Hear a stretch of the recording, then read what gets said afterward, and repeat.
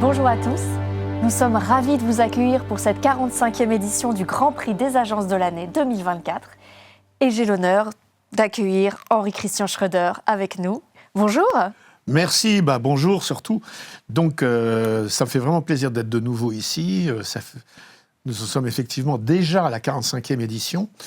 Donc si on devait tirer un enseignement ou faire un commentaire sur le passé immédiat, on va dire deux choses. C'est que, d'une part, 2023 a été la première année vraiment de retour à la normale. Donc, plutôt une bonne année pour les agences et donc pour les marques. Ou plutôt, je devrais dire pour les marques et donc pour les agences.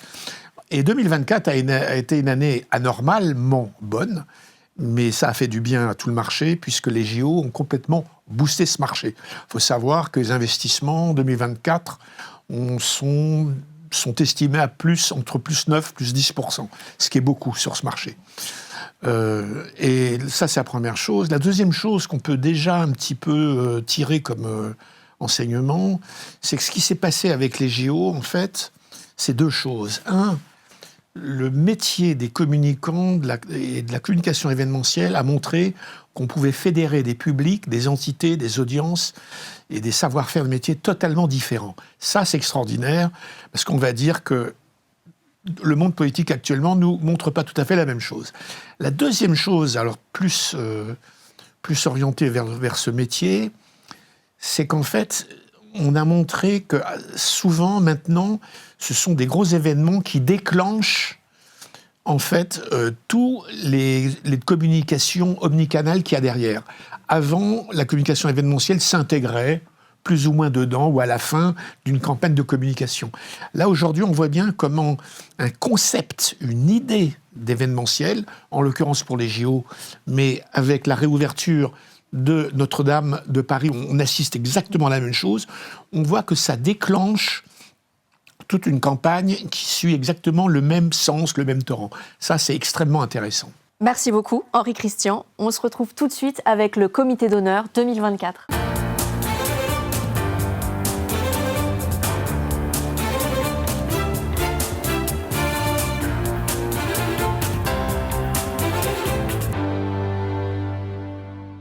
Nous sommes donc avec le président d'honneur, Stéphane Abitbol, président de l'association L'Événement et de l'agence Escape. Nous avons ensuite Isabelle Musnick. Vous êtes fondatrice d'Influenza. Puis nous avons Benoît Elbrun, professeur ESCP Business School, MCS Marketing et Communication. Et notre invitée d'honneur, Catherine Saint-Loubert, fondatrice de l'Académie du New Biz et formatrice conseil en New Business. Donc, première question à tous.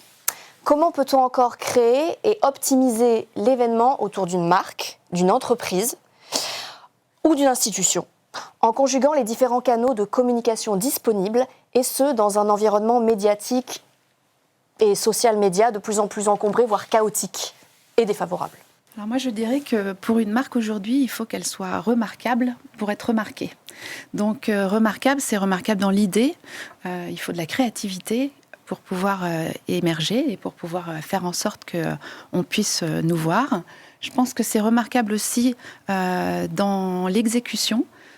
Et l'exécution, elle peut être événementielle, comme elle peut être print ou qu'elle peut être digitale. C'est remarquable dans le message. Il faut que le message ait un sens. Aujourd'hui, on le voit et on l'a bien vu au travers des JO. C'est vrai que le sens commun et le collectif a de l'importance. Il faut vraiment amener à réfléchir et à donner des choses qui sont intelligentes. Et puis, il y a aussi le remarquable dans le format. Parce que c'est vrai que notre paysage médiatique est saturé et qu'à un moment, il faut peut-être faire mieux avec moins. J'aimerais bien prendre le problème à l'envers. S'il n'y a pas d'événement, il n'y a peut-être pas de contenu et pas forcément de capacité à communiquer sur différents réseaux, networks, tout ce qu'on pourrait avoir aujourd'hui. Donc je vous rejoins effectivement sur le côté remarquable, mais aussi sur le côté contenu, sur les éléments intéressants qu'on pourrait amener dans un événement, qu'il soit spectaculaire ou qu'il apporte une valeur ajoutée, quelle qu'elle soit, mais plutôt, je dirais, moi, sur du contenu, conseil, qui va faire grandir le spectateur, quel qu'il soit. Oui, moi je dirais que en fait, oui, une marque, elle doit être remarquée. Et ce qui est très intéressant, c'est qu'aujourd'hui, les jeunes, la génération un peu plus jeune que nous, tout petit peu, en fait, ils ont très envie de retourner en magasin. Et ils ont envie de retourner en magasin. Il y a 50% qui disent qu'ils ont envie de retourner en magasin pour vivre une expérience. Sinon, l'expérience, s'ils l'ont pas, Internet, ils vont acheter. Et alors, la marque, elle peut se faire remarquer, bien sûr, sur Internet. Mais je pense que c'est très, très important pour faire revenir les jeunes et les moins jeunes en magasin, parce que c'est là, aujourd'hui, où il se passe des choses, et on aura peut-être l'occasion d'en parler tout à l'heure, où il y a des événements extraordinaires, ou tout petits, ou très grands. Merci. Benoît, vous voulez rajouter? Je dirais qu'il y a 2 clés de lecture possibles. Il y a d'abord le fait de faire du bruit sur un marché qui est saturé. Donc ça, c'est une stratégie de buzz, en gros, ce que surutilisent beaucoup de marques quand elles n'ont pas grand-chose à dire. Et puis, il y a après la capacité à délivrer un message, à délivrer un contenu. Donc je dirais qu'il faut essayer de travailler les deux de concert, mais pour ça, il faut que l'événement résonne avec ce qu'est la marque. Donc ça veut dire qu'il faut qu'on définisse l'identité de la marque, quel est son contrat, quel est son engagement.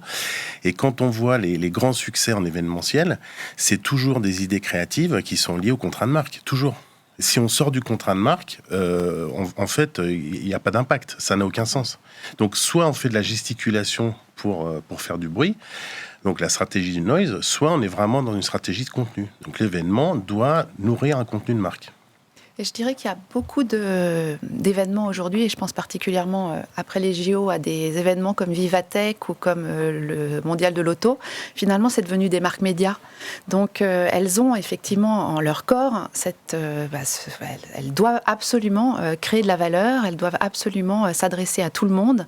Et c'est par ces marques-là qu'on arrivera, et ces événements marques, qu'on arrivera effectivement à avoir je redis le sens commun, et un collectif qui peut aller dans le bon sens.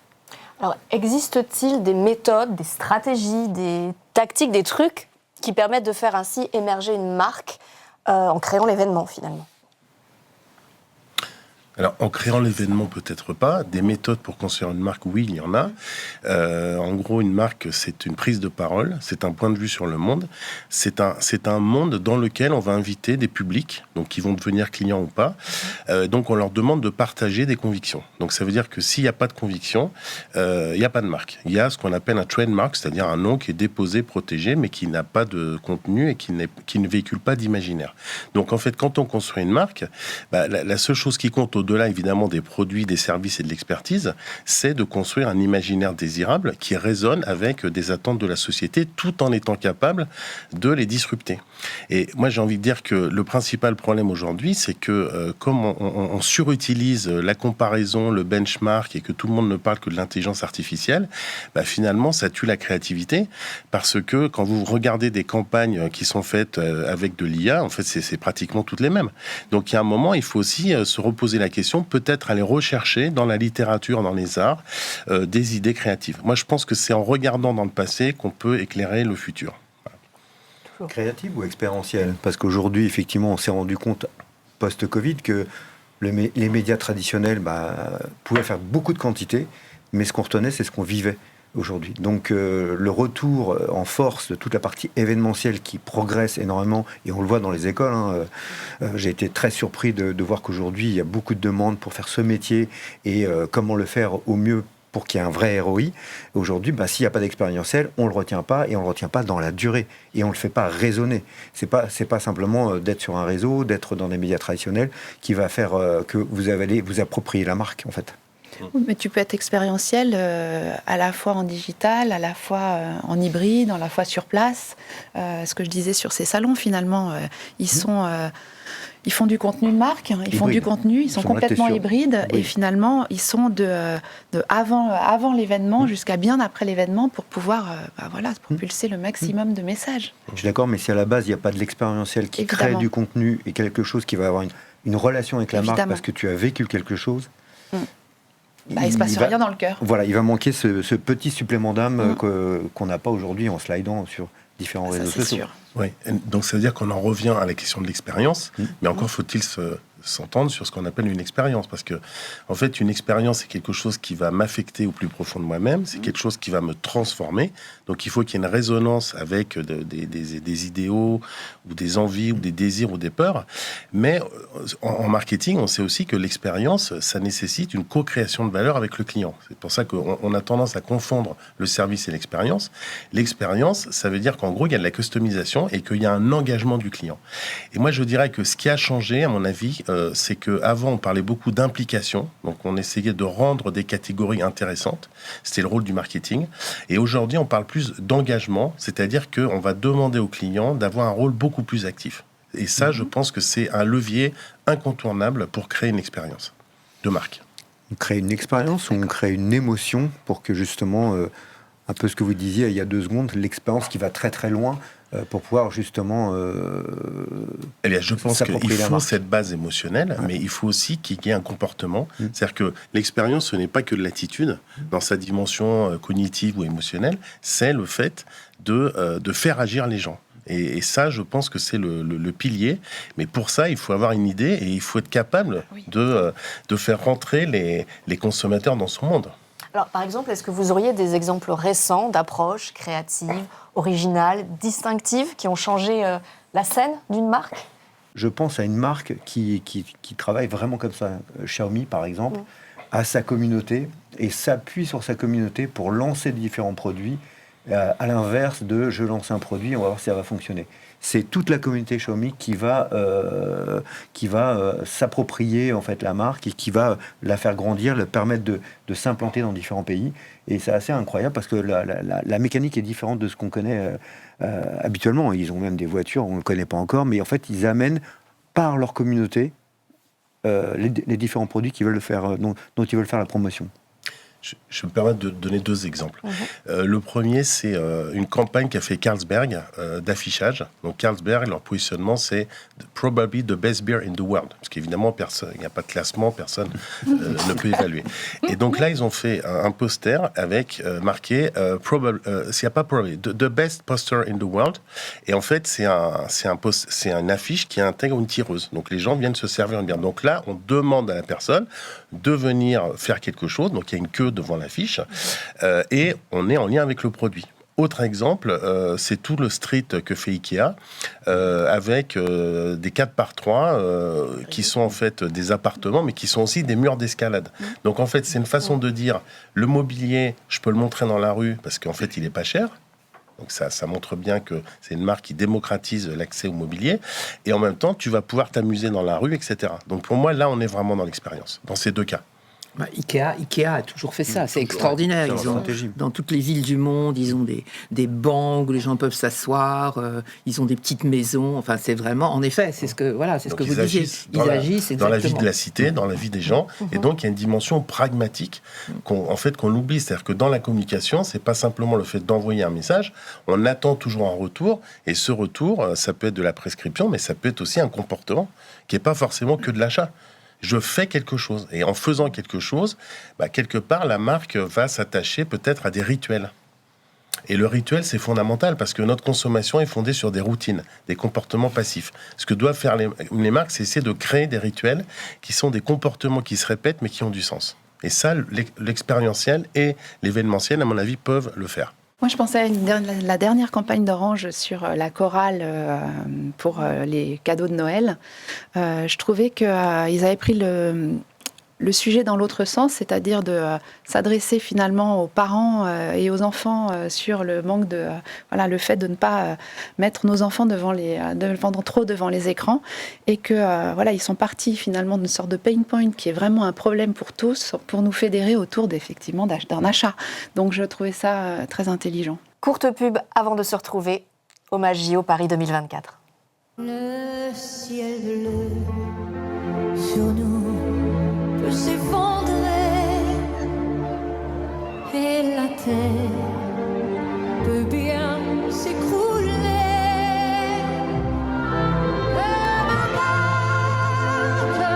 Les problèmes, mon amour, puisque tu m'aimes.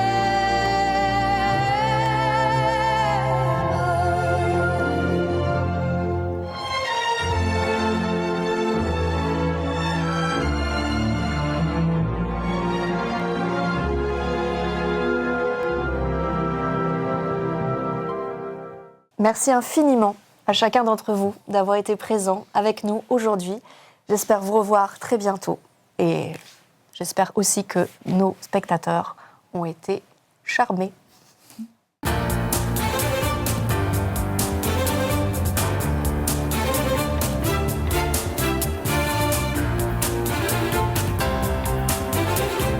Nous sommes avec la personnalité de la communication de l'année, Thierry Reboul, directeur exécutif de la création et des cérémonies des JO de Paris 2024. Merci Bonjour. d'être avec nous. Bonjour. L'influenceur de la communication de l'année, Vincent Ducré, Bonjour. président du Hub Institute. Le journaliste communication de l'année, Swan Duquesne, directeur général de la Réclame. Bonjour. Et enfin, l'entrepreneur d'Ébénia de l'année, Laurent Garouste, CEO. J'ai un pote dans la com. Bonjour. Bonjour à tous, bienvenue.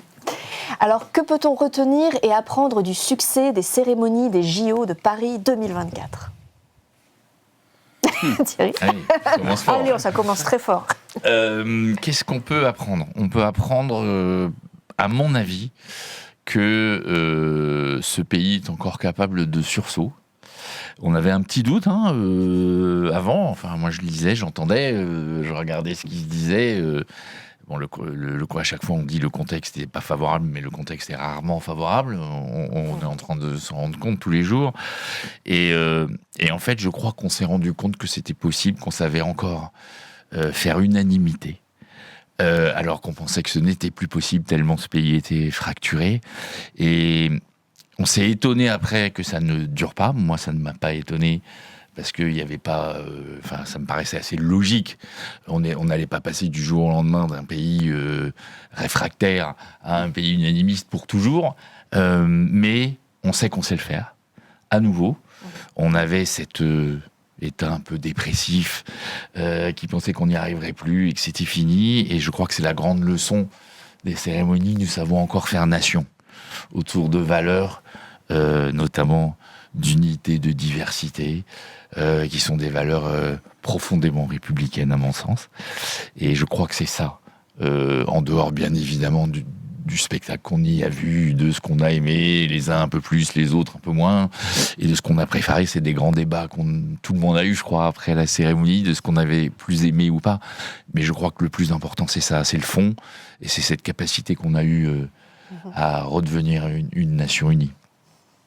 D'autres enseignements que Moi, vous j'ai trouvé tirez ça très intéressant, le fait d'associer notre histoire et l'histoire qu'on connaît de l'histoire de France avec énormément d'innovation. Innovation scénique, innovation technologique. Et ce cocktail des deux a permis de rassembler toutes les générations devant l'écran et devant la scène quelque part. Et je pense que cette association des deux est aussi une des clés de succès. Moi, je trouvais aussi que ça montrait qu'on ne pouvait pas, en tant que marque, en tant qu'organisateur ou autre, se fixer de limites. Parce qu'une cérémonie sur la scène, c'était en dehors d'un stade, ça ne s'était jamais fait. Il y avait des centaines de raisons de parties prenantes qui pouvaient dire non, ce n'est pas possible. Commencer par le CIO, commencer par Paris, la préfecture, etc. Thierry l'a bien raconté dans différentes interviews.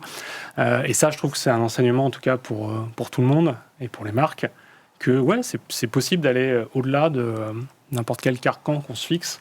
Et je trouve qu'à titre personnel, mais aussi pour les marques, pour les publicitaires, c'est un très bel enseignement. Hein. Ouais, je suis d'accord. Et puis pour rester sur le champ lexical de la fracture que Thierry citait, je pense que des fois pour rassembler, il faut aussi parfois continuer un peu de polariser, de créer une rupture et qui va in fine quand même rassembler. Hein, on le voit avec le chef-d'œuvre qui a été orchestré sur la scène. C'est vraiment de ne pas hésiter à aller face aux institutions, aux différentes entreprises et les différentes institutions, un peu au combat, je pense, parce que ce qu'a fait Thierry, je pense que tous les jours, il fallait quand même être animé de cette volonté de se dire on ne va pas faire comme ça a déjà été fait. Et c'est ce qui va encore plus nous rassembler, quoi. Alors sur le temps moyen, long, qu'est-ce qui va se passer ? Court, moyen, long ? Quelle sera la suite après ces enseignements qu'on a tirés de cet événement ? Bon, ça c'est une bonne question.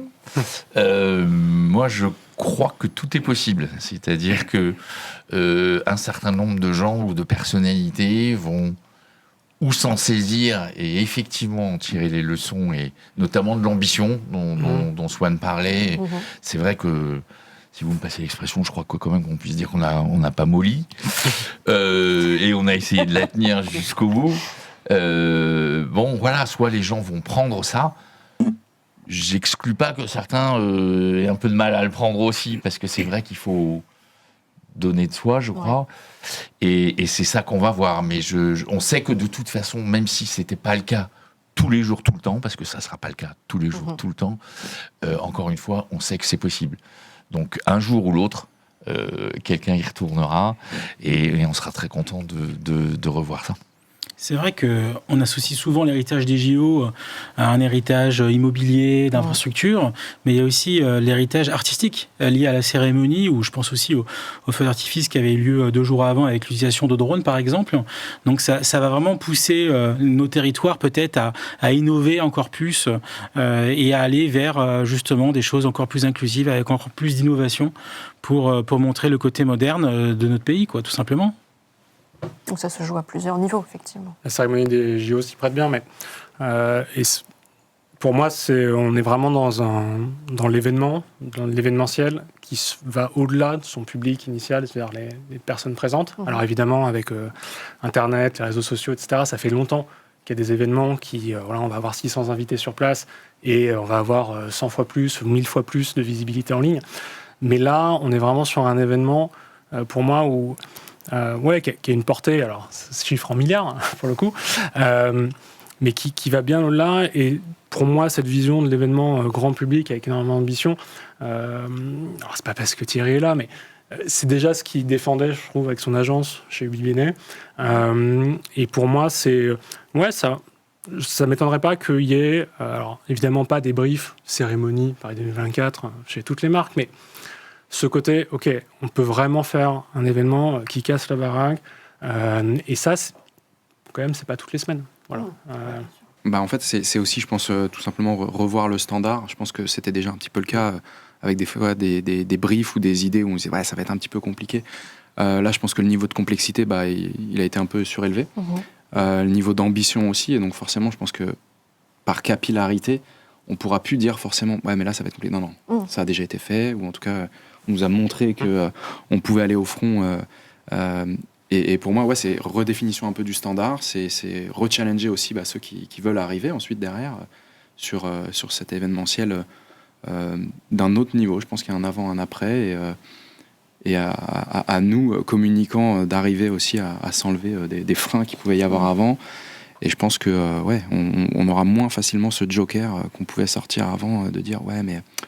pas trop sortir du lot où ça va être un petit peu compliqué. Non, en fait, là, maintenant, c'est devenu un peu justement, qu'est-ce qu'on fait pour continuer de sortir du lot, avoir quelque chose de différent en termes d'expérience, avec aussi la technologie qui va nous le permettre, je pense, de plus en plus. Et après, dans la scénarisation aussi, c'est d'aller chercher des compétences qui dépassent et qui même ne sont pas forcément en lien avec ce qu'historiquement faisait un événement ou ce qui écrivait un événement. Et moi, en tant que spectatrice lambda, je suis prête à tout ça. J'ai été accrochée par tout ce qui s'est passé et j'ai envie d'en savoir plus, sans doute. J'essaie de me mettre dans la représentation de tout ce public fervent autour des JO. J'ai une attente encore plus grande, en fait. En tout cas, je pense que d'après ce qu'on l'air d'après ce qui nous est revenu de la minute d'après et encore aujourd'hui, je vais un peu parler en France et à l'étranger en ce moment parce que les gens veulent en reparler.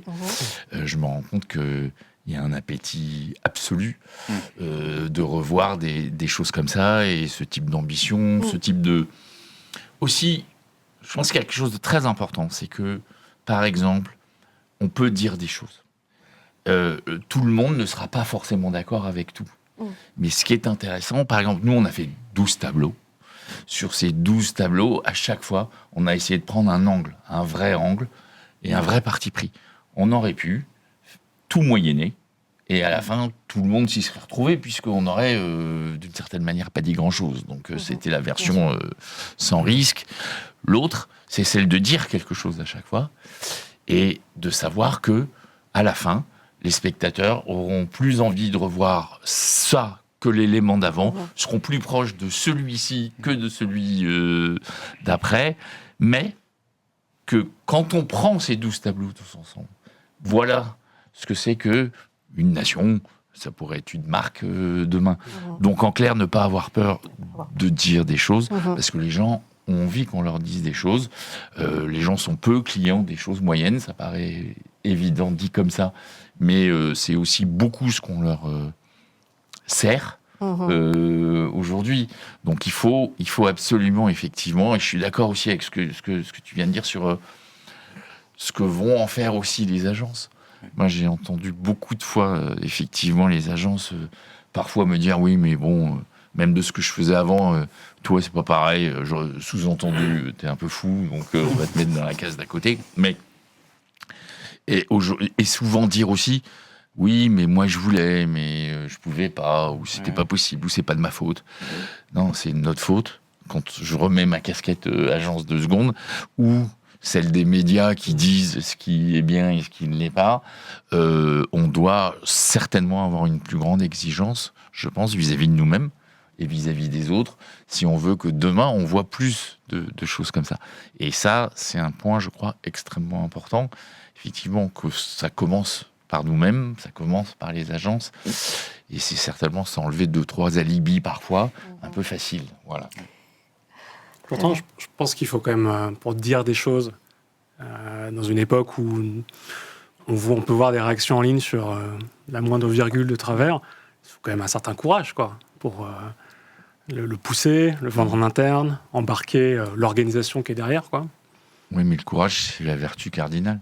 Enfin, je ne sais pas ce que vous en pensez.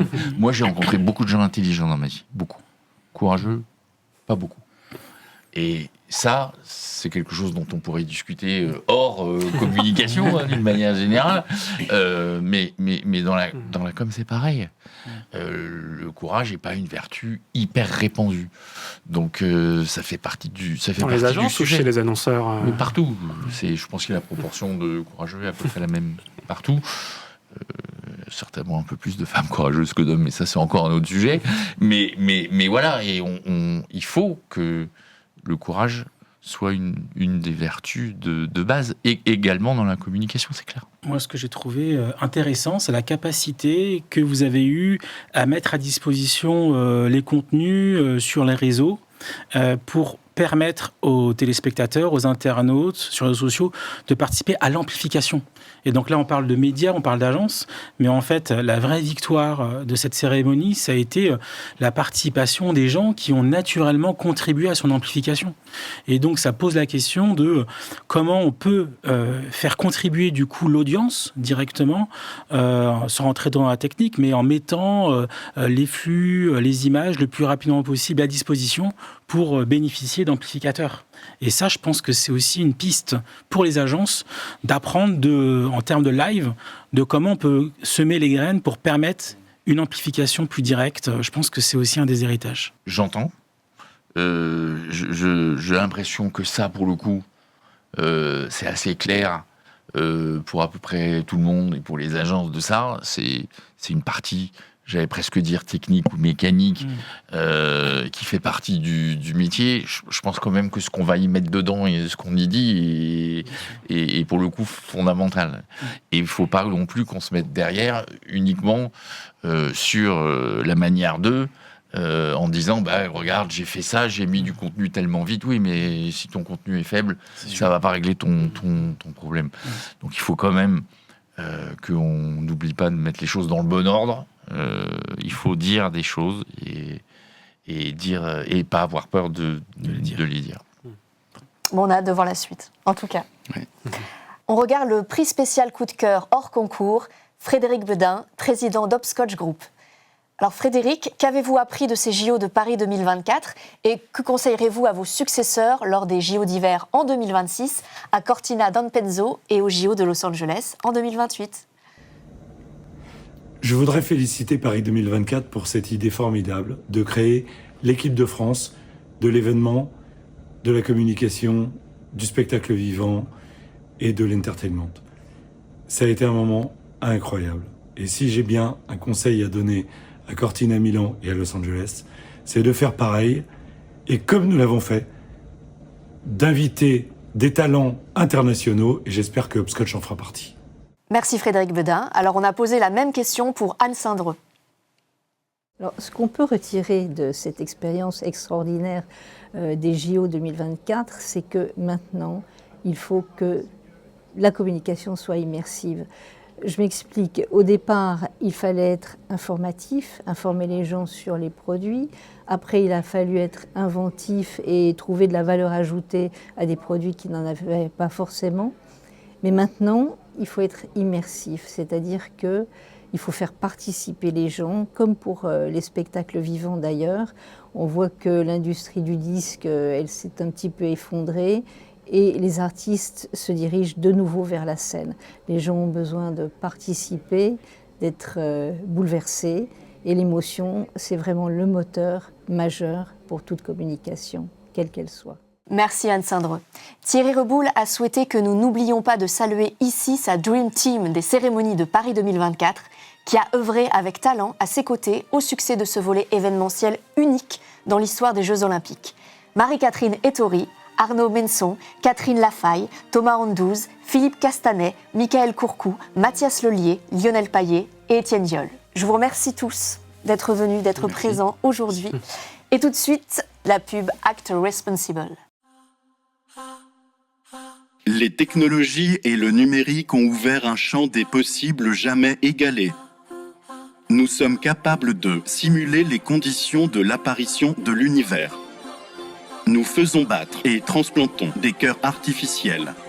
Nous nous déplaçons dans des voitures totalement autonomes.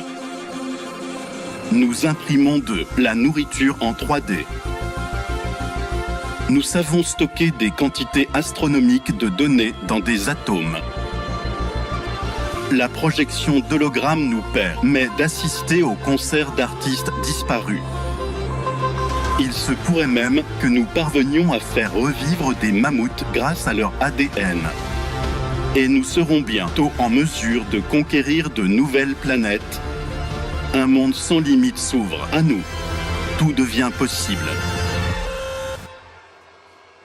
Et je devrais encore entendre qu'il n'est pas possible de m'embaucher ?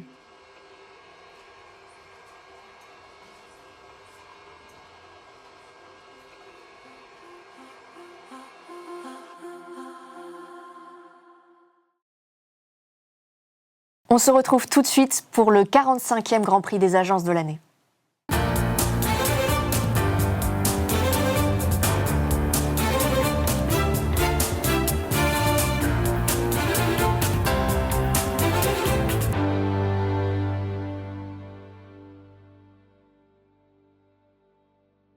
Alors Henri Christian, rappelez-nous la logique de sélection du prix. Oui, alors, contrairement à tous les autres prix qui existent, qui sont formidables, puisqu'ils portent sur la création, la créativité, ce qui est quand même le cœur dur de ce métier, nous avons pris un angle de vue différent, qui est de récompenser les agences qui émergent, qui vont le mieux, etc.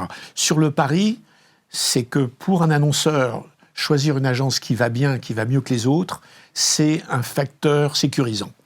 4 critères. Premier critère, c'est l'évolution et ou la marge brute de l'agence. Selon les métiers, c'est plutôt l'un ou l'autre. Le deuxième, c'est le gain de nouveaux clients et ou de nouveaux budgets. Et le troisième, c'est la fidélité des clients. Et le quatrième, c'est la créativité primée. Alors, ces 4 critères, en fait, sont pondérés selon les métiers. Il y a des métiers où il y a beaucoup de prix, il y a des métiers où il n'y en a pas beaucoup. La deuxième chose, c'est qu'il y a des métiers où le secteur va pas bien. Et si, par exemple, tout son secteur fait moins 5% et que vous faites moins 2%, c'est formidable. Donc ça, il y a un mix qui est fait de ça et qui permet de faire émerger des agences qui vont mieux que les autres et donc qui sont intéressants à valoriser auprès des annonceurs en leur disant, quitte à choisir une agence, prenez donc des agences qui réussissent parce qu'il y a une raison à ça. Très bien. Alors, quels sont les types de catégories ? Alors, on a essayé, alors c'est pas facile, on a essayé de regrouper ces agences dans 4 catégories.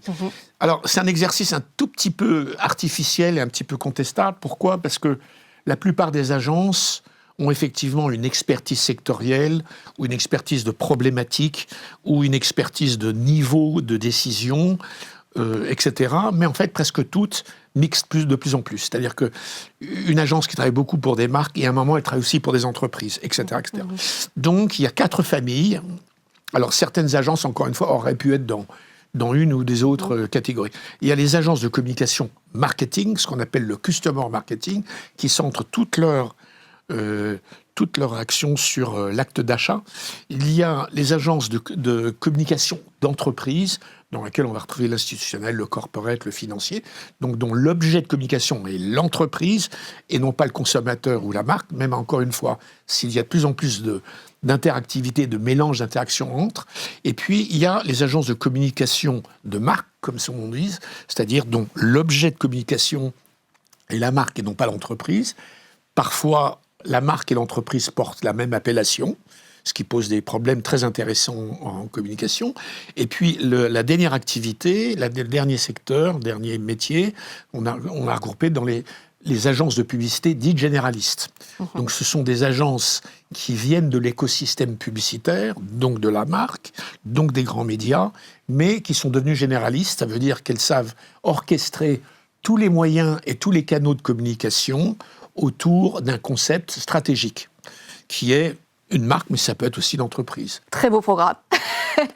Ne soyez pas surpris, entre chaque catégorie, vous aurez la chance de voir plusieurs coupures pub en hommage à des personnalités qui nous ont quittés récemment, Bertrand Suchet, Françoise Hardy, Michel Blanc et Alain Delon. Alors on commence en beauté avec les agences de communication marketing.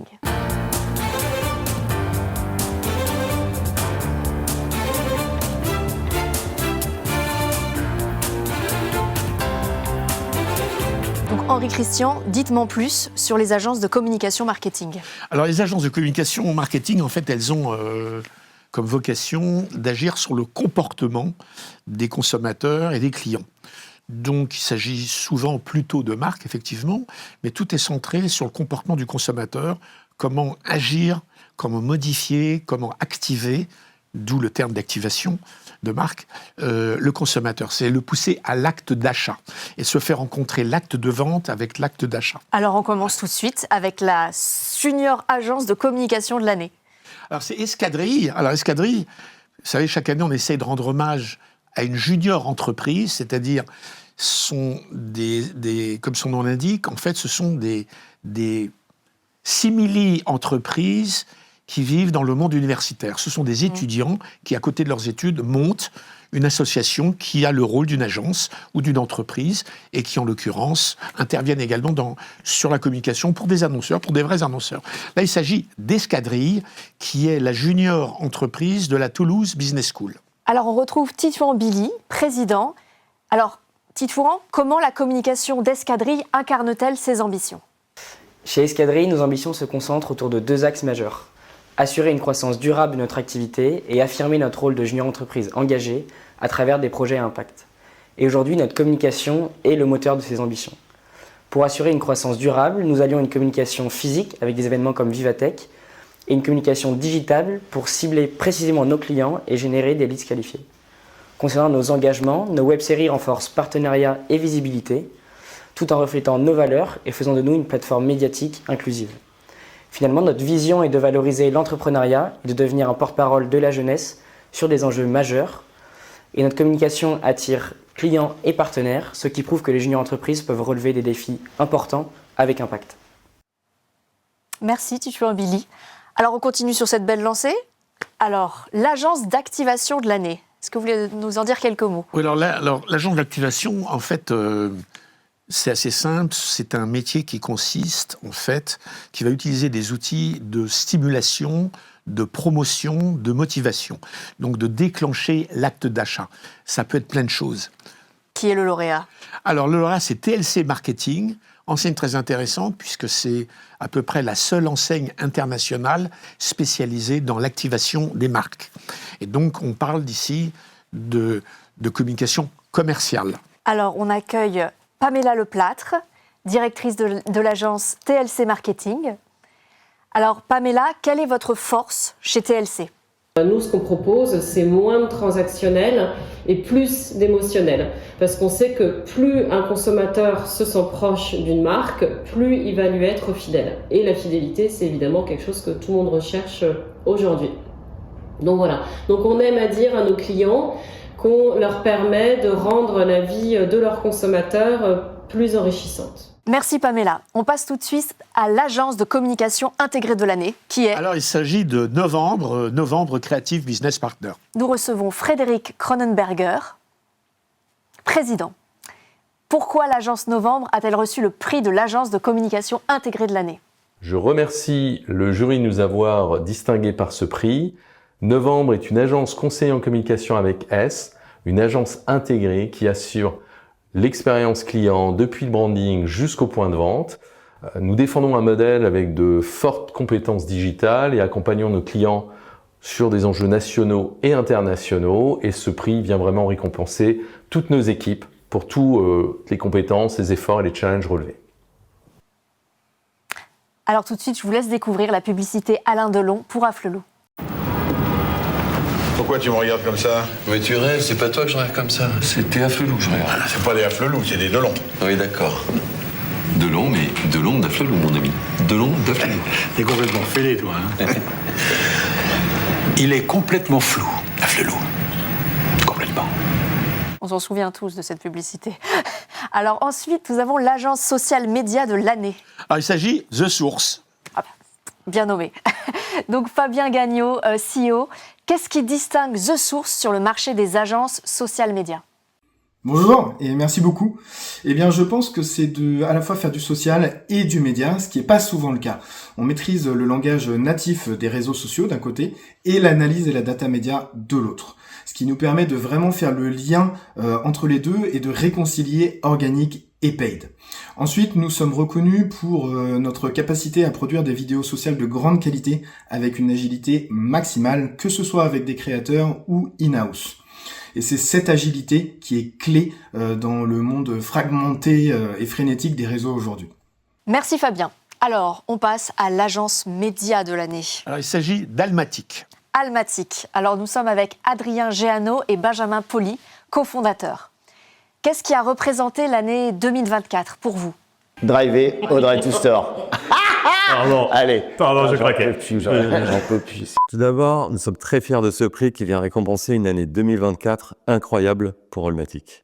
2024 pour Allmatic, c'est 8 nouveaux talents, 18 nouveaux clients, 272 campagnes, 100% de croissance et 3 nouvelles offres.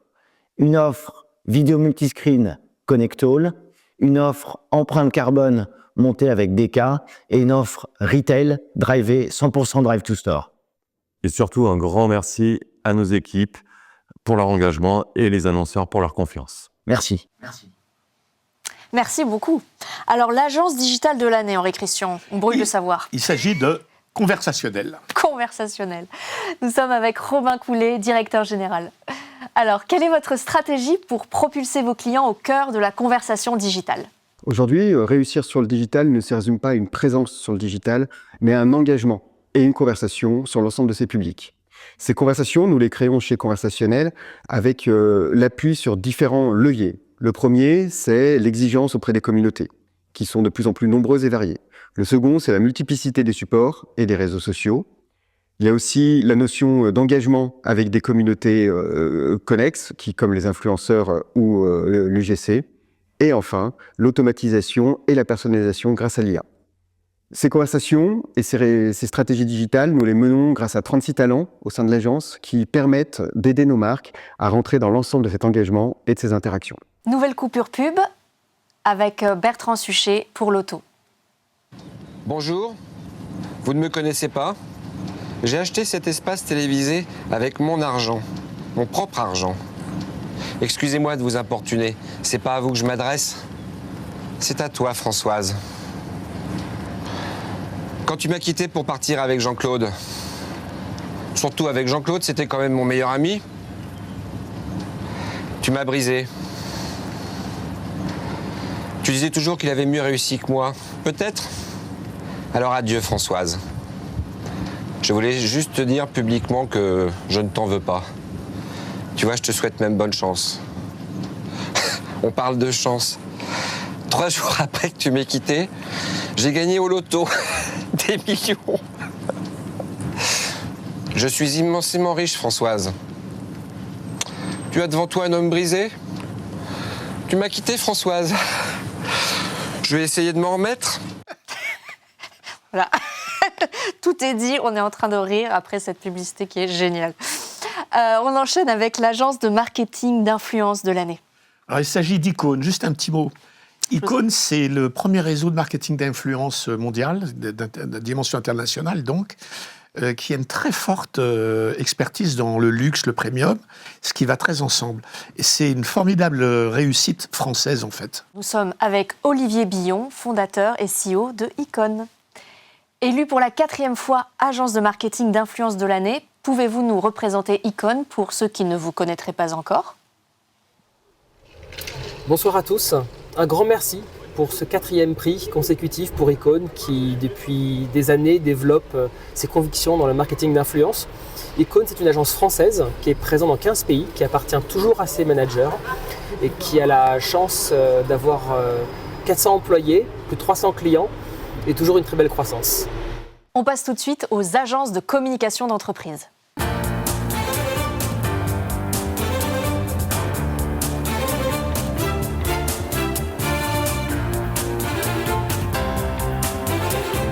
Alors, Henri Christian, les agences de communication d'entreprise, Kesako. Alors, la communication d'entreprise, en fait, elle s'adresse aux différentes parties prenantes de l'entreprise. L'interlocuteur, c'est soit la direction générale, soit le directeur de la communication, et donc rarement, presque jamais, le directeur de marketing. C'est pas tout à fait exact ce que je vous dis, mais c'est quand même ça. Et l'objet de la communication est donc l'entreprise au travers de ses différentes dimensions hors consommateur, même si parfois l'entreprise s'adresse aux consommateurs sans lui vendre quelque chose. C'est la communication corporate, c'est la communication institutionnelle, c'est la communication financière, mais ce sont aussi les techniques de communication les plus utilisées pour communiquer sur l'entreprise. C'est les RP, la com de crise, etc. Alors dites-nous, quelle est la jeune agence de communication de l'année ? Alors en fait, il s'agit de l'agence Ikigai, qui est une agence très récente. On accueille Géraldine Milanesi, présidente et fondatrice d'Ikigai. Ce prix marque-t-il une étape importante pour Ikigai ? Eh bien, ce prix est bien plus qu'une simple distinction, c'est la concrétisation de la vision que nous portons depuis la création d'Ikigai. Notre ambition a toujours été de conjuguer créativité, impact et sens, et ce prix nous conforte dans l'idée que nous sommes sur la bonne voie. C'est également une formidable reconnaissance pour toute notre équipe, dont l'audace et le talent sont au cœur de nos succès. Pour l'avenir, nous souhaitons continuer à grandir tout en restant fidèles à nos valeurs, en accompagnant nos clients sur des campagnes marquantes et inspirantes. Alors merci pour tout, et pour ceux qui hésitent encore, Ikigai, ça rime avec bonsaï. Ça se retient, ça ne s'oublie pas. Alors, l'agence de communication résiliente de l'année, ça c'est un mot important, résilient. Oui, il s'agit d'Image et Stratégie, qui est une agence qui a eu plusieurs vies. Alors on accueille Olivier Breton, président. Qu'est-ce qu'être une agence résiliente ? Pour vous. Évidemment une fierté d'être l'agence résiliente de l'année. On a été l'agence de brand content, l'agence de com interne, l'agence éditoriale, bref, l'agence corporate. Donc là, on n'a jamais été l'agence résiliente, donc c'est une méga satisfaction. En 7 ans de turbulences, de chocs tectoniques, de crises à répétition, c'est quand même génial d'être reconnu pour notre capacité à rebondir, à amortir les chocs, à créer le futur. Donc l'agence résiliente, c'est vrai que c'est un terme un peu galvaudé, mais pour une fois, on l'adore, il nous ressemble, on essaye toujours d'aller plus loin, et que ce soit reconnu est une excellente chose. Merci au jury, merci à vous, merci à tous, et surtout merci à nos salariés qui tous les jours font preuve de résilience, dans la joie et la bonne humeur. Merci. Merci à vous. Alors, l'agence de communication éditoriale de l'année est... Alors, il s'agit d'une enseigne bien connue qui s'appelle OCO. OCO, dont on reçoit Hervé Frances, président fondateur. OCO a été désigné agence éditoriale de l'année. Chez OCO, vous parlez beaucoup de récits de marque. Qu'est-ce que cela signifie ? Merci beaucoup d'avoir honoré OCO pour la 7e fois en 14 ans. C'est la preuve qu'on peut être une agence indépendante avec des partis pris stratégiques et créatifs reconnus. C'est vrai que chez OCO, on aime parler de récits de marque parce que nous sommes convaincus que les marques qui font la différence sont des marques qui savent créer des imaginaires puissants, bien au-delà des produits. Lorsqu'une marque sait écrire son histoire, elle sait aussi écrire son futur. Pourtant, la plupart des marques ont des pouvoirs narratifs sous-exploités. Chez OCO, on aime le faire de plein de manières différentes, sous forme de brand content, de campagnes de pub, de campagnes de recrutement, de rapports annuels ou de magazines. Cette approche est un peu atypique, c'est probablement celle que le jury a voulu récompenser cette année et nous le remercions vivement pour cela. On retrouve une autre publicité pour rendre hommage à la regrettée Françoise Hardy, une publicité pour Pink Ribbon. Tous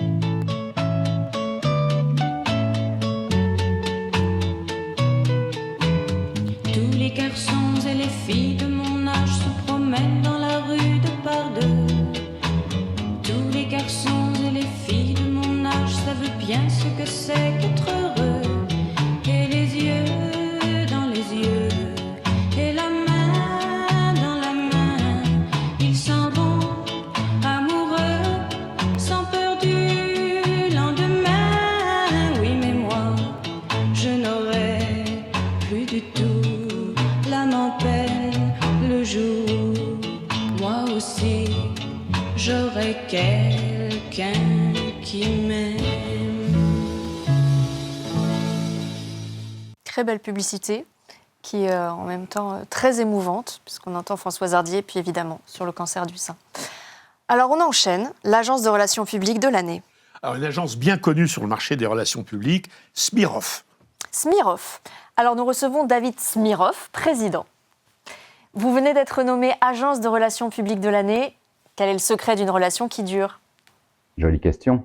Le secret d'une relation qui dure, c'est d'abord l'écoute. Sans écoute, pas de réponse juste. Et être juste, c'est trouver les solutions les plus adaptées aux attentes de nos clients et de nos collaborateurs. C'est être fiable également, faire ce que l'on dit, ne pas vendre du vent, délivrer. Le tout avec transparence et respect pour construire une relation qui dure dans le temps. Et puis dans une relation, il faut faire preuve d'initiative. Alors, de la créativité, de l'ambition, mais toujours maîtrisée. Voilà, je dirais que c'est cette combinaison d'écoute, de fiabilité et d'ambition, le secret d'une relation qui dure. Henri Christian, on enchaîne, c'est parti. L'agence de communication financière de l'année. Il s'agit de 6 communications. Comme vous le savez, la communication financière, en ce moment, c'est un vrai sujet. Alors, 6 communications, Louis Sylvestre, directeur général. Que représente ce prix pour 6 communications ? Ce prix, nous le recevons comme une belle preuve de reconnaissance pour la qualité du travail effectué par l'ensemble des équipes de 6 communications, pour la qualité également de l'accompagnement client que nous proposons, d'être toujours plus innovant et toujours plus ancré aux aspirations sociétales. Ce prix intervient en plus à un moment charnière pour l'agence alors qu'elle intègre pleinement le groupe Confluence et qu'elle pourra ainsi proposer de nouvelles synergies suivant les besoins de nos clients. Merci encore pour ce prix. Merci Louis. Alors Henri Christian, je suis sûr que vous êtes impatient de nous donner l'agence de conseil en affaires publiques de l'année. Alors, il s'agit de Controverse, qui porte comme appellation un acronyme qui crée en fait vraiment une incidence de communication. C'est très, très, très malin. Alors, Controverse, avec Caroline Marchetti, sa fondatrice. Selon vous, que vient saluer ce prix d'agence d'affaires publiques de l'année reçu par Controverse ? Nous sommes très heureux d'être cette année pour la seconde fois lauréat du Grand Prix des agences de l'année. Cette année en affaires publiques et lobbying. Chez Controverse, 2024 a été marqué par une forte croissance sur ces métiers, avec de nombreux budgets nouveaux et de nouveaux clients qui nous ont fait confiance. Pour nous, ça a été la preuve que notre accompagnement assez spécifique, qui mêle communication corporate et affaires publiques, avec une forte expertise sur la gestion des enjeux complexes, résonnait de plus en plus auprès des entreprises. Nous remercions les clients qui nous ont fait confiance. Merci beaucoup. Nouvelle coupure pub avec le regretté Michel Blanc, énorme acteur, pour une publicité pour Eram. La méthode américaine, voilà la vérité. Nos récentes études sur la psychologie des enfants sont tout à fait remarquables. Les enfants sont des êtres sensibles. La contrariété peut déclencher chez eux un véritable... Traumatisme ? Oui. Contrariété face à leurs copains. Il faut qu'ils se sentent égaux entre eux. L'égalité dans l'habillement. Évidemment, il y a l'éternel problème du prix. Que faire ? 40 francs. Dessus cuir, 40 francs chez Eram. On va pas l'oublier, Michel Blanc, hein, grand comédien. Alors, l'agence de communication institutionnelle de l'année. Alors, Coriolink. Coriolink. Alors, Coriolink, avec Amélie Le Breton et Pierre Alibert, présidente et directeur général. Quelle est la place aujourd'hui de la communication institutionnelle dans les stratégies d'influence des entreprises ?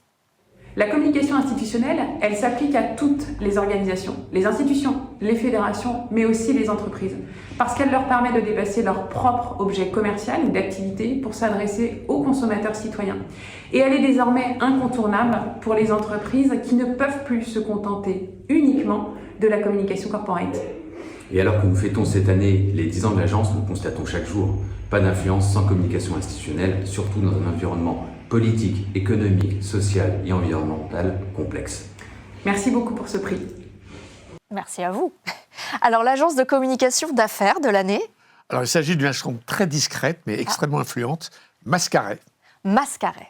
Alors, Benjamin Grange, CEO de Mascaret, qu'est-ce que la communication d'affaires? Qu'est-ce que la communication d'affaires? C'est façonner la perception de l'entreprise et de son dirigeant dans des moments de vie pivots de l'entreprise.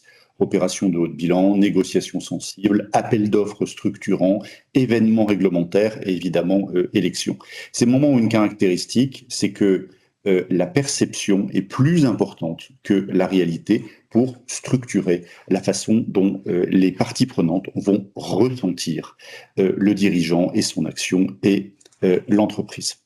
Alors, cette action-là, on est capable de l'opérer dans 43 pays grâce à notre réseau et à travers un ensemble d'expertises que l'on va assembler à façon, qui vont du levier d'influence, de PR, de marketing produit, de conduite du changement.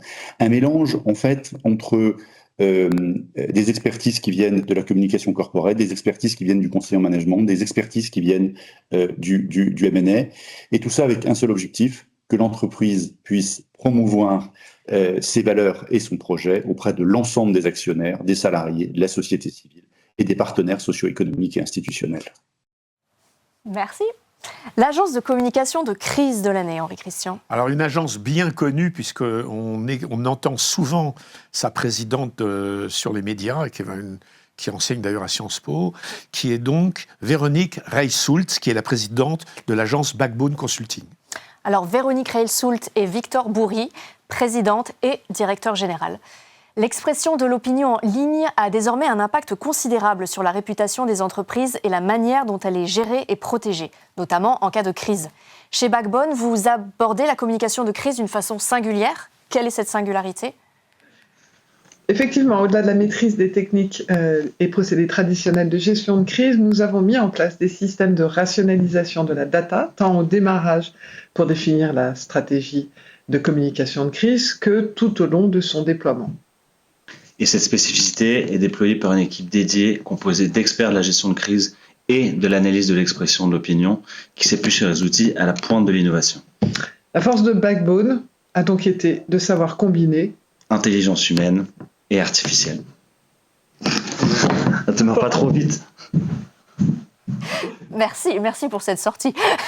On retrouve tout de suite une nouvelle publicité d'Alain Delon pour Dior Eau Sauvage.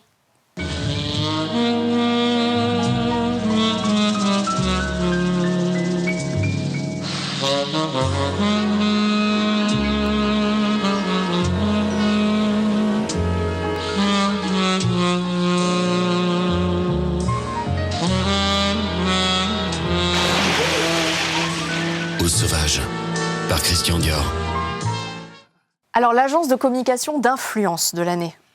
Alors, il s'agit d'une agence qui est en pleine émergence, qui commence à étendre d'ailleurs son influence. Il s'agit de Babylone. Babylone.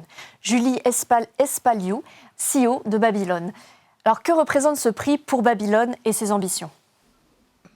Ce prix est important pour nous parce qu'il est le signe de la place qu'a pris l'agence Babylone sur le marché depuis 2 ans. C'est un marché qui a beaucoup évolué avec l'émergence de nouvelles agences comme la nôtre.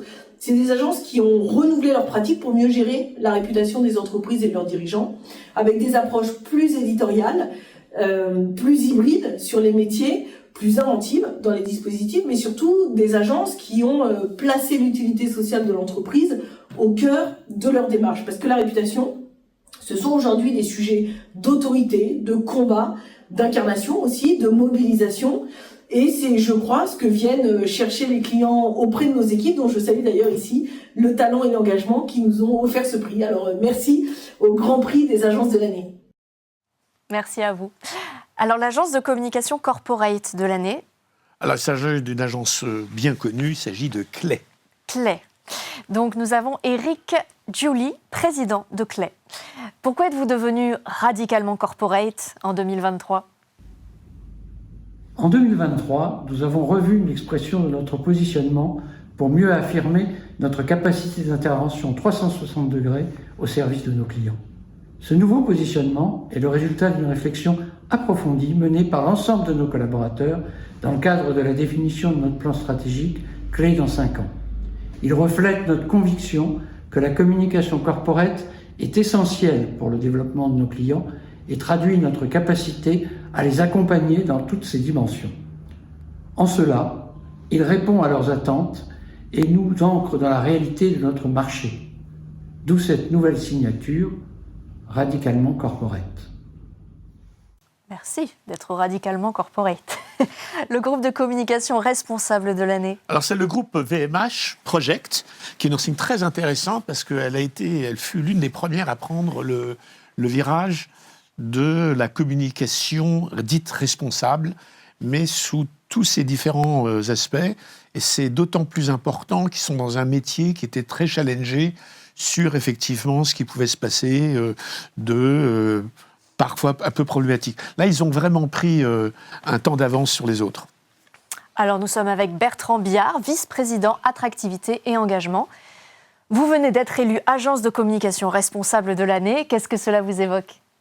Ça nous évoque de la fierté d'abord, parce que c'est un projet de croissance que nous avons engagé il y a 2 ans et qui reposait en 2 points. Le premier, c'est de devenir le groupe de communication hors médias leader en Europe et également de devenir entreprise à mission. Ce point-là, il est important pour nous parce qu'il porte de la transformation, de gouvernance, de projet, de process, de management, de construction de nos offres.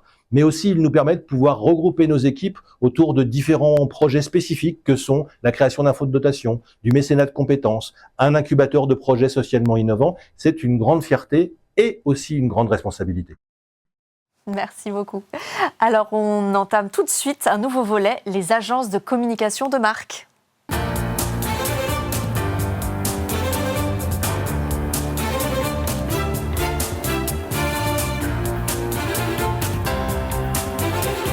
Quelques mots, Henri Christian, sur les agences de communication de marque ? Oui, alors c'est une famille qui, a priori, semble simple et évidente, communiquer sur les marques.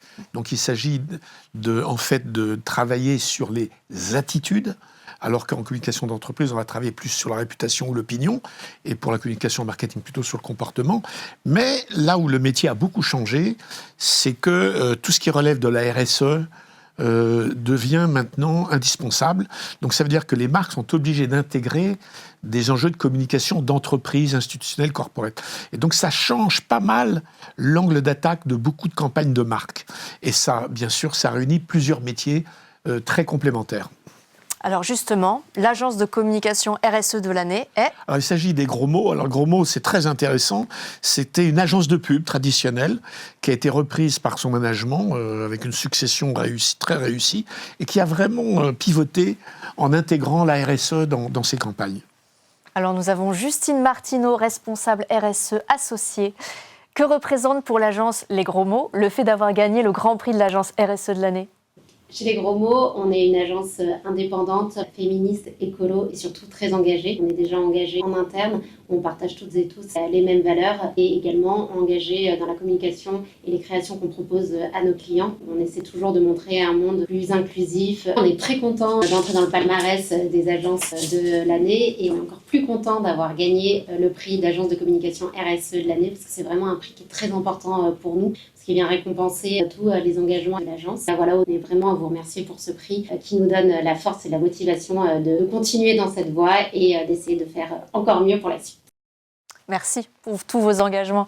Alors, l'agence indépendante de communication santé de l'année est... Oui, alors cette année, on a voulu donner vraiment un coup d'éclairage sur la santé qui est, dans lequel on trouve des opérateurs de taille extrêmement différentes. Vous avez des très grosses agences internationales qui travaillent sur des blockbusters mondiaux, et puis vous avez des agences indépendantes, très agiles, très créatives, qui collent vraiment aux problématiques domestiques. Là, il s'agit de FMAD. FMAD, Frédéric Maillard, président.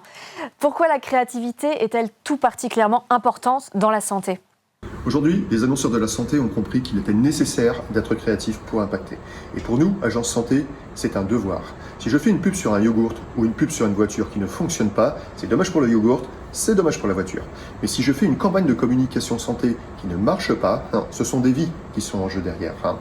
Chez FMAD, nous ne sommes pas médecins, nous ne sommes pas pharmaciens, mais nous avons une obligation de moyens et même de résultats. Et cette obligation, elle passe par la créativité de nos campagnes. Merci infiniment. L'Agence internationale de communication santé de l'année. Alors ça, c'est donc l'autre volet, puisque sur ce marché, on voit bien des opérateurs indépendants, des opérateurs internationaux. Et là, il s'agit d'une agence bien connue également qui s'appelle TBWA Adelphi. Nous sommes avec Alain Sivan, président. Pourquoi, en tant qu'agence de la santé, avez-vous concouru dans cette catégorie de l'agence de l'année ? Ravi que TBWA Adelphi ait reçu le prix de l'agence internationale de l'année. Et merci au jury, merci à nos équipes et merci à nos clients, bien entendu. Pour une agence de communication santé, il est très important que la France soit reconnue comme un hub international et que nous puissions créer des campagnes globales, régionales depuis Paris. Nous le faisons depuis maintenant plus de 15 ans, depuis l'origine de l'agence, et nous venons de livrer la semaine dernière une campagne pour un vaccin destiné au grand public uniquement aux États-Unis et au Canada. Et c'est pour nous une très grande fierté. Merci beaucoup. On retrouve tout de suite Bertrand Suchet dans une nouvelle publicité pour Kiss Cool cette fois.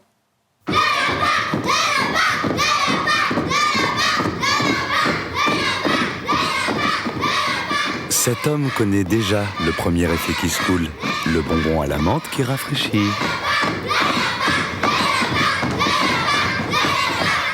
Et voici le deuxième effet Kiss Cool.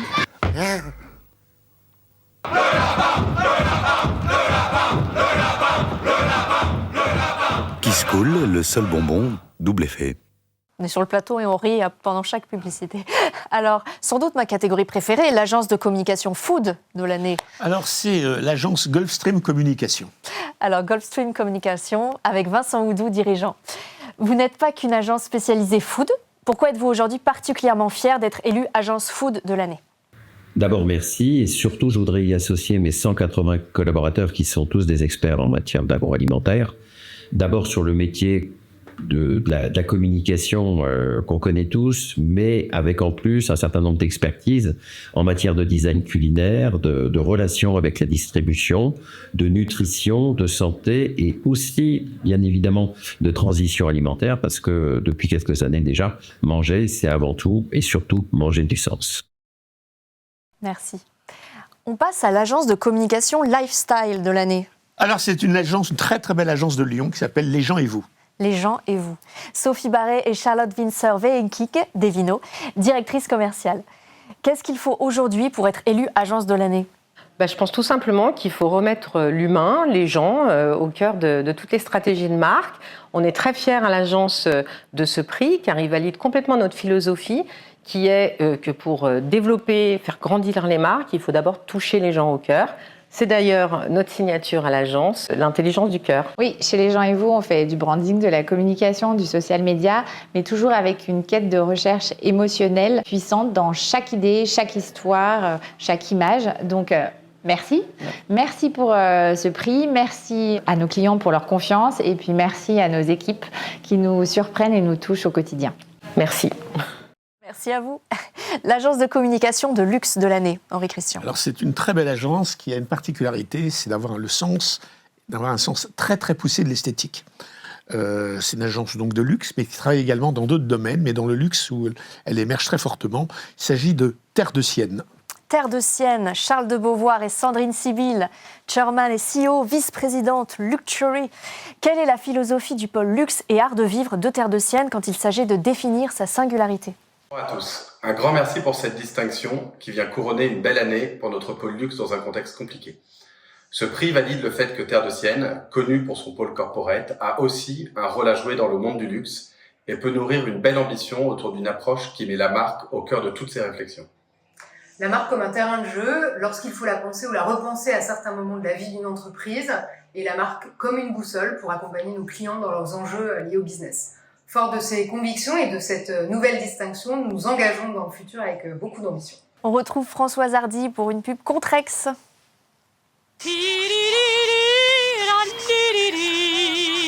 La bois Contrex, je me sens mieux. Et je reste mince comme je le veux. Dida-dida-do. Contrex, mon partenaire masseur. Sans transition, Henri Christian, l'agence de communication événementielle de l'année. Alors Shortcut, qui est incontournable dans la communication événementielle, notamment du luxe, l'art de vide, et maintenant à l'international, qui est proche du groupe Havas. Alors nous avons Christophe Pinguet, cofondateur. 2024 fut une riche année pour le secteur événementiel. Les grandes cérémonies du Panthéon et du 6 juin en Normandie, mais aussi les Jeux olympiques et paralympiques. Effectivement, 2024 aura été une année exceptionnelle pour Shortcut, un très grand millésime. Nous avions basé notre stratégie sur 4 piliers. Le luxe, l'institutionnel et les cérémonies. Paris 2024, les Jeux olympiques et paralympiques, merveilleux. Et puis une ouverture à l'international. Et aujourd'hui, depuis Riyad, j'ai l'impression que c'est à peu près gagné. Merci beaucoup. L'agence de brand content de l'année. Alors c'est une agence extrêmement dynamique qui est en train de s'internationaliser, qui maîtrise totalement tout ce qui est de nature digitale, notamment les contenus. Il s'agit de R2. R2, Richard Rohu, CEO. Vous étiez agence de brand content pour la toute première édition de ce prix en 2018. Vous l'êtes à nouveau cette année. Entre-temps, le monde a changé. Qu'est-ce que veut dire être agence de brand content de l'année en 2024 ? En 2018, nous étions déjà agence de brand content de l'année. Nous le sommes encore en 2024. Merci aux agences de l'année. C'est la preuve qu'R2 a su se transformer. Depuis 2018, le monde a changé. Aujourd'hui, nous sommes dans l'ère de l'incarnation. Alors, l'ère de l'incarnation, qu'est-ce que ça veut dire ? Ça veut dire qu'il faut encore savoir travailler, comprendre, analyser une plateforme de marque et lui donner vie créativement. Mais il faut aussi comprendre les enjeux de l'influence, travailler avec les créateurs en permettant aux marques de conserver leur ADN, de garder leur consistance. Et c'est ce que nous souhaitons continuer à faire en 2025. Merci. L'agence de brand expérience de l'année, Henri Christian. Alors, cette agence incontournable, il s'agit d'Auditoire qui a créé à partir de Paris le premier réseau international de communication événementielle et dont on va voir très vite ce qu'elle a pu faire cette année. Bravo Auditoire. Bravo Auditoire. Antoine de Taverneau, directeur général Paris. Que représente pour Auditoire d'être l'agence Brand Experience de l'année en 2024 ? Être agence Brand Experience de l'année, une année 2024 qui était l'année des JO, une année exceptionnelle pour tout le secteur de l'événementiel, c'est une vraie consécration pour nous. On tient d'abord à remercier tous nos collaborateurs qui sont investis à 100% sur le terrain et qui ont une année difficile et intense. Et on remercie évidemment tous nos clients qu'on prend beaucoup de plaisir à accompagner toute l'année et à les emmener un peu plus loin que ce qu'on a l'habitude de faire. Un grand merci à tous. Un grand merci à vous. On retrouve tout de suite Michel Blanc pour une pub de Sorry. Tu sais que la concierge ne veut plus monter le courrier ? Qu'est-ce qu'on va faire alors ? On va la mettre au 10e étage. Comme ça, elle le descendra. Ça n'a ni queue ni tête, ton histoire, là. Ah oui, mais c'est comme le Sorry. Ça n'a ni queue ni tête, mais c'est tellement bon. Le Sorry, un délicieux petit poisson sans queue ni tête pour moins de 4 francs. L'agence conseil en branding de l'année. Alors c'est une très belle agence qui s'appelle Future Brand, qui est la principale agence internationale en branding, qui vient chatouiller les grandes enseignes françaises. Ce qui est très intéressant, c'est qu'ils sont extrêmement sophistiqués dans tout ce qui relève de la stratégie de marque et qui va au-delà du design. Future Brand. Future Brand. Hélène Pirel, General Manager. Qu'est-ce qui fait le succès de Future Brand ? Je remercie les grands prix de l'agence de l'année et Henri Christian Schröder pour ce prix d'agence branding de l'année. Nous sommes très fiers de le gagner pour la 4e année consécutive. Ce qui fait le succès de l'agence, c'est une collaboration étroite avec nos clients qui nous disent souvent qu'on est très à l'écoute de leurs envies et de leurs besoins. Et dans une étude de satisfaction client qui date de cette année, 100% de nos clients nous recommandent. Merci beaucoup. L'agence innovante de l'année ? Alors ça, c'est juste quelque chose d'un peu fou. Paname 24, qui est autre chose qu'une agence normale. Mais on va nous expliquer ça. On va nous expliquer ça. Alors d'accord. Qui est Paname 24, agence créative de l'année 2024 ? Paname 24, c'est la plus belle agence d'événements au monde. C'est l'agence qui a été créée autour d'Auditoire, d'Avas Event, du Bibéné, d'Obo et de Double 2. Et c'est Paname 24, à gérer la production des cérémonies d'ouverture des Jeux Olympiques et des Jeux Paralympiques dans des lieux iconiques à Paris, le long de la Seine et à la Concorde. Paname 24, c'est une agence et une équipe qui a su relever des défis logistiques, techniques et artistiques hors du commun. Paname 24, c'est une agence qui est passée de 5 collaborateurs en 2022 à 250 collaborateurs en 2024. Paname 24, c'est l'agence d'une aventure humaine et collective sans précédent. Merci à toute cette équipe. On part dans une nouvelle catégorie, les agences de communication publicitaire.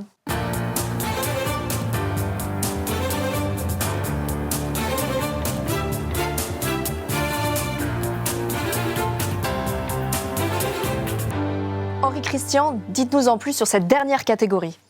Alors, les agences de communication publicitaire, en fait, sont les agences de pub. C'est la catégorie la plus ancienne, le métier le plus ancien, sauf que c'est un métier qui a totalement changé ces dernières années, puisque c'est le métier qui assimile à peu près toutes les techniques et tous les sujets. L'idée, c'est toujours la même, c'est de partir d'un concept dit publicitaire qui s'adresse au grand public et qu'après on va déployer partout. Alors, l'agence de communication de demain est ? Alors, Human Fish, qui est un nouvel animal sur ce marché. Alors, un nouvel animal. Adrien Leca, CEO, comment faites-vous pour attirer et fidéliser des annonceurs habituellement habitués à travailler avec de grosses agences ?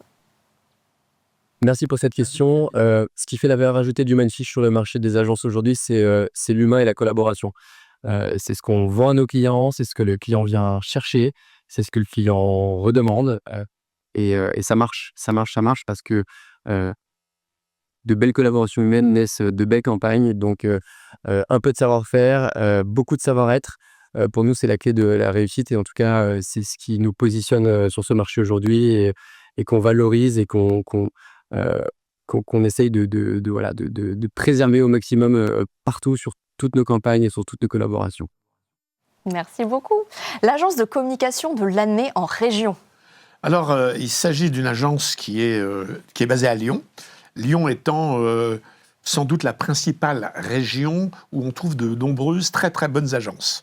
Chaque année, on en retrouve. Là, il s'agit en fait de Hula Hop. Hula Hop. Cédric Morel, CEO. Ça veut dire quoi pour Hula Hop, agence de communication en région ? Oui, bonsoir. Merci beaucoup déjà de ce prix, la deuxième fois en 3 ans pour l'agence.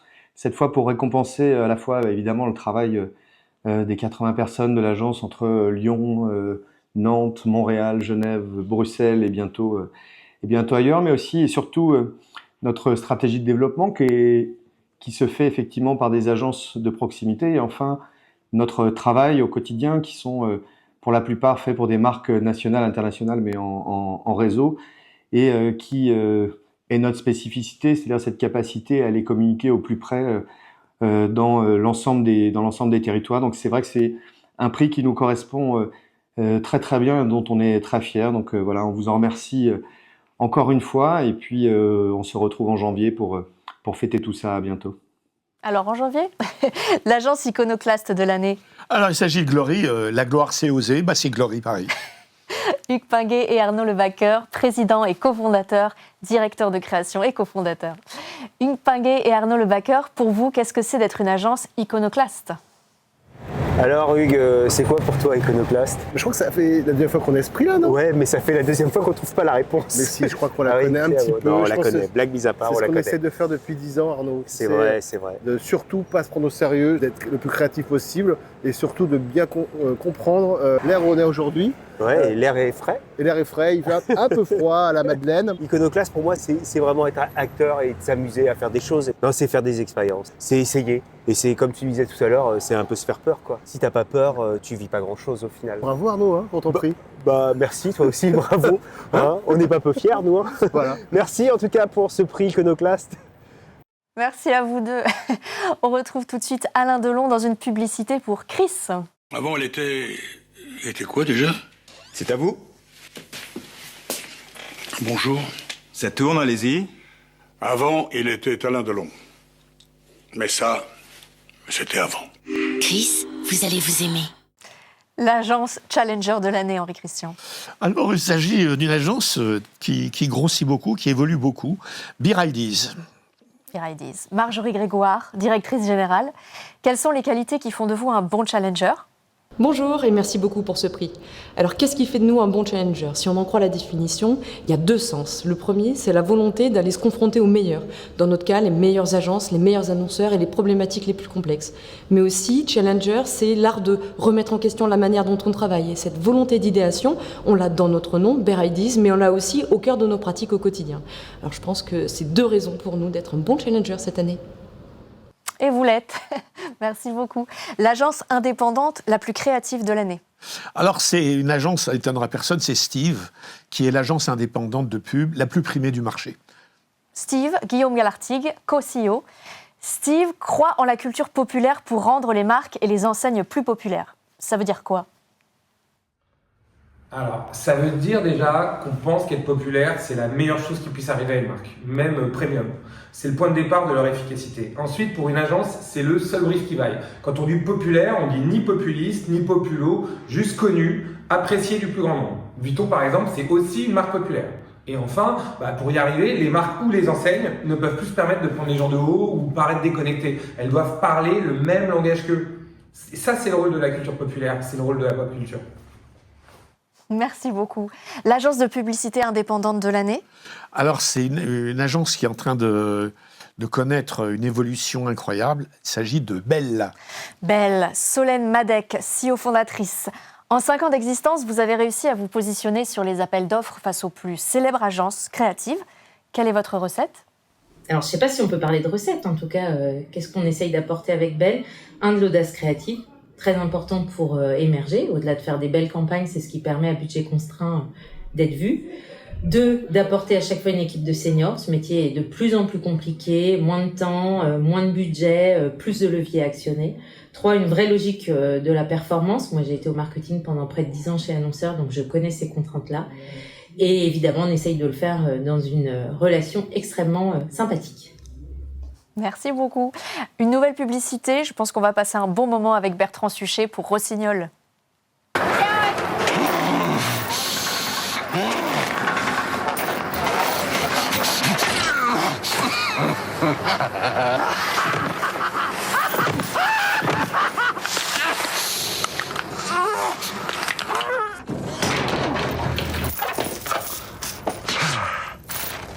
Super journée, je me suis régalé. Par contre, les chaussures, nulles.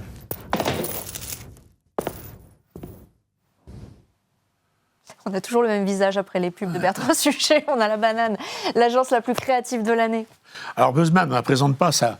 C'est l'une de ces 3 plus créatives du marché, mais surtout c'est l'agence qui, proportionnellement à sa taille par rapport aux agences concurrentes, a le concentré le plus créatif du marché. Buzzman, Julien Levillain, CEO. Buzzman élu agence la plus créative de l'année depuis 4 années consécutives. Qui aimeriez-vous remercier pour ce prix ? Buzzman, c'est avant tout un collectif. Et je pense qu'il n'y a pas vraiment d'individualité à faire ressortir. Et donc, c'est vrai que je voudrais remercier Marie Alessandri, Saïd Al-Khaliki, Louis Audard, Guillaume Barbet.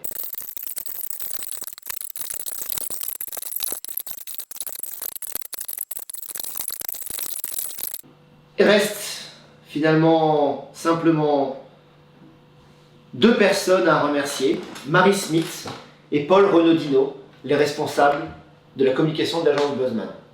Merci à tous. Au revoir. Merci. Merci, Monsieur le Président, pour ces remerciements synthétiques. Le groupe indépendant de communication de l'année.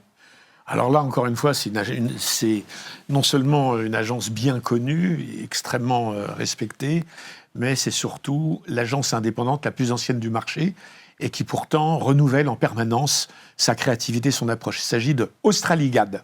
Australigad, David Leclabar, Gilles Masson, président. En quoi le groupe Australigad est un groupe singulier ? Le groupe Australigad est un groupe singulier car le business model d'Australigad est singulier, vu que c'est une fédération d'entrepreneurs avec 2 maîtres mots, l'indépendance et l'entrepreneuriat. Et puis ça montre que c'est dans la durée, parce que c'est la 3e année de suite, et c'est une bonne façon de terminer l'année des 40 ans d'Australie. L'agence de publicité de l'année.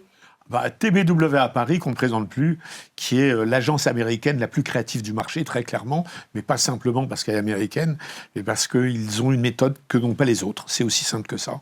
TBW à Paris. Avec Anne Vincent et Olivier Rip, vice-président exécutif. Une belle récompense l'année de vos 40 ans. Bonjour Christian, un grand merci pour ce prix qui nous rend très heureux, très fiers, d'autant plus que 2024 est une année particulière pour nous, puisque c'est l'année de célébration des 40 ans de l'agence BDDP devenue TBWA, donc c'est un joli cadeau de fin d'année 2024. Anne a tout dit, cette année exceptionnelle, agence de l'année au prix EFI, c'est que du bonheur, donc à l'année prochaine, et on est très très fiers d'avoir ça. Merci encore. Merci à vous.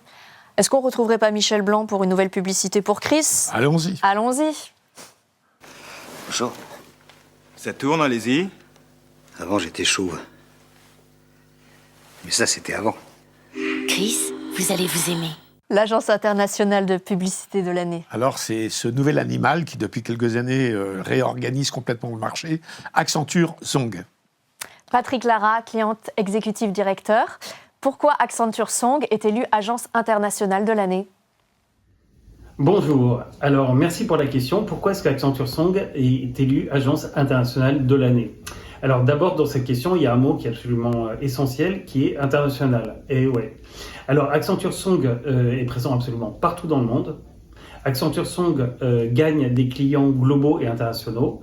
Et Accenture Song Paris démontre jour après jour sa capacité à développer des campagnes créatives, des campagnes internationales et des campagnes qui fonctionnent, notamment sur Peugeot.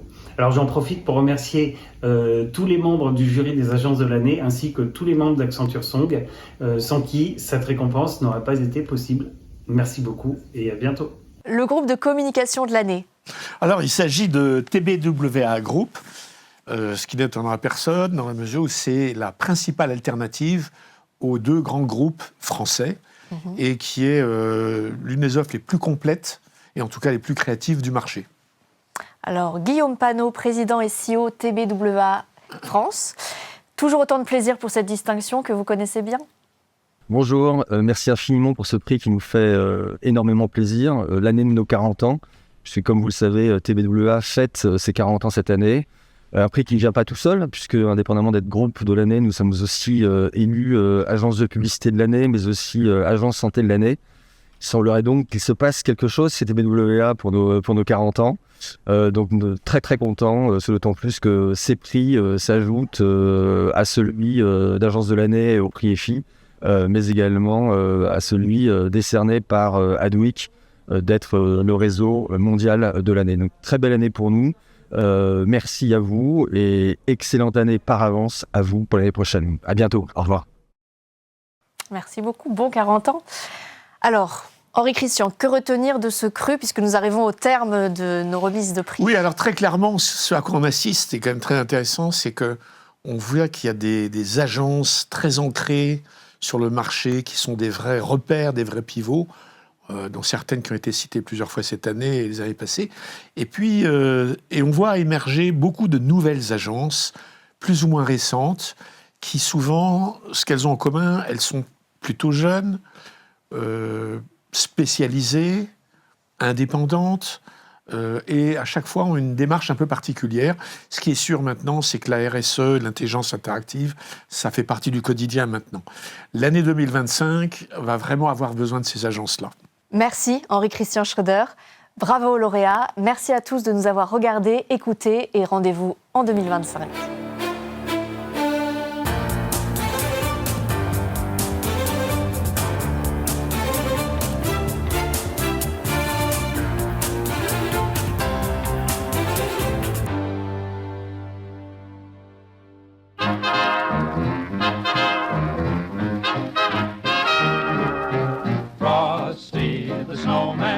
Was a jolly happy soul with a corncob pipe and a button nose and two eyes made out of coal. Frosty the snowman is a fairy tale, they say.